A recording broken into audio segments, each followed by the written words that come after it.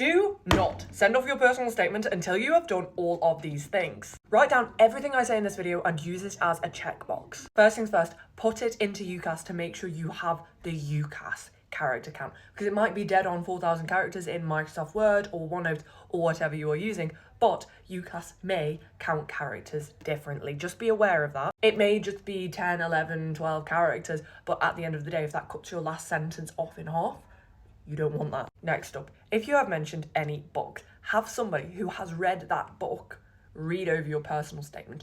You want to make it very clear that you have understood the messaging of that text, that you have critically analysed it, read between the lines, and that you have spoken about it in the right way in your personal statement. Now, obviously, if you haven't actually read the book, this is going to be very difficult to do, but even if you have read the book, if it's a very complex piece of literature, you may have missed some of the key messages. You may have not been able to read through the lines. When I was 17, would I have understood absolutely everything in Adam Smith's Wealth of Nations?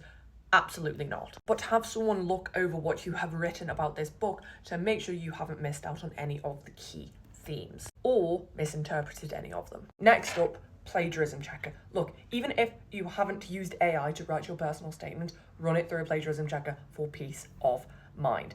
UCAS is incredibly vigilant about the entire topic of AI this year because so many people are going to have used it to write their personal statement. Now, you can use AI in certain ways in your personal statement, and I have got an entire video about that, so make sure you watch that. Essentially, UCAS is going to flag any personal statement that has a high percentage AI generation score. I do not work for a university or UCAS, however, so I don't know which metric they are using to determine this. However, make sure if you have used AI to rephrase anything, it has not contributed to your entire personal statement. Another life hack I used when I was writing my personal statement, have an English teacher read over it, or have somebody who has an extensive vocabulary read over it. Everybody says, do not use words that you don't understand in your personal statement. However, you're naturally going to use more ambitious language, though some of it may sound incredibly unnatural in a sentence, and you need somebody to tell you if that is the case,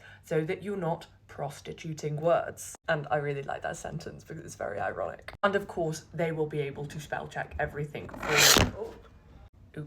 They will be able to spell check everything for you as well, and that will be really helpful because the last thing that you want is a word spelled incorrectly. If you like this video and you want some more help writing your personal statement, be sure to follow me because I'm going to be posting my top tips and tricks for UCAS every single day.